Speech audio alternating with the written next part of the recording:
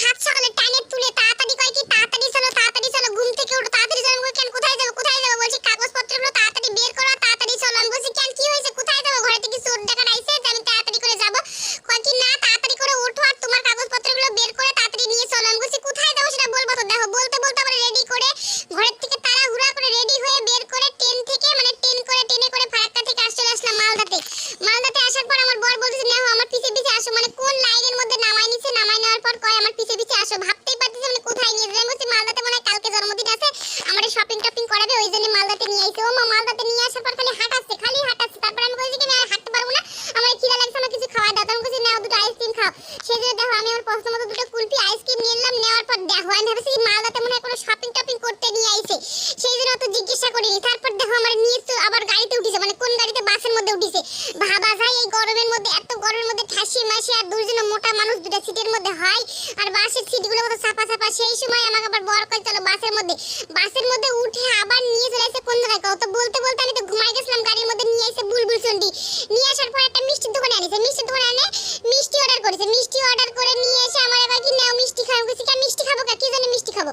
কয় কি শুভ কাজ করতে যাচ্ছি ওই জন্য শুভ কাজ করার আগে মিষ্টি খাও।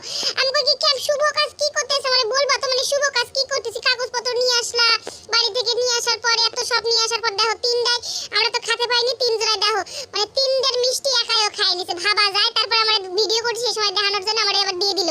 তারপর এদিকে আমার মেয়ে আবার খেলতে লাগছে। আমি বলছি কি রে বুলবুল চন্ডি আসে তোরা কি শুরু করছিস একজন খেলা একজন মিষ্টি খাওয়া। আমি বলছি কিছু বুঝতে পারছি তারপরে নিয়ে আইছে শপিং মলে। দেখো সারা দুনিয়া ঘুরে ঘুরে আমার মুখ হাত তোর অবস্থা কি হয়েছে মানে তারপর নিয়ে আইছে। আমি বলছি শপিং মলে মানে শপিং করতে নেবে না তোমার জন্য সারপ্রাইজ আছে মানে শপিং মলে আইছি তারপরেও কয় কি তোমার জন্য একটা সারপ্রাইজ আছে। ভাবা যায় আমি তো অপেক্ষায় আছি কি সারপ্রাইজ দিবে। শপিং মলের গাইছি কিন্তু মন নাই শপিং মলে তো আমার বর কইছে যে সারপ্রাইজ দিবে ওই জন্য আমার মন নাই যে কিছু হয়তো সারপ্রাইজ দিবে। তারপরে শপিং মল থেকে বাড়াই আমার বর কারবা ফোন করে কোন জায়গায় আসতে বলতেছে না বলছে সেটা শুনতেছে মানে কার কাছে ফোন করতেছে সেটাও আমি জানি না। তারপরে এদিকে হাঁটতে আমার বর খালি হাঁটতে আছে আর ওর পিছে পিছে আমিও হাঁটতে আছি।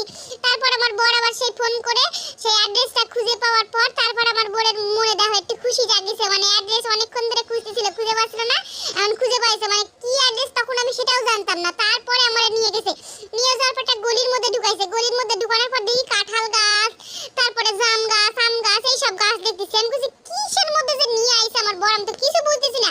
সেই একটা ধমক দিছি সেই সময় আমার দেখতেছি সামনে একটা লোক দাঁড়ায় রয়েছে আমাদের অপেক্ষা করতেছে। আমি বলছি কি রে আমাদের অপেক্ষা করতেছে আমাদের জন্য কে এটা। তারপরে উপরে দেখি কি এখানে লেখা রয়েছে বিবাহ রেজিস্ট্রেশন অফিস।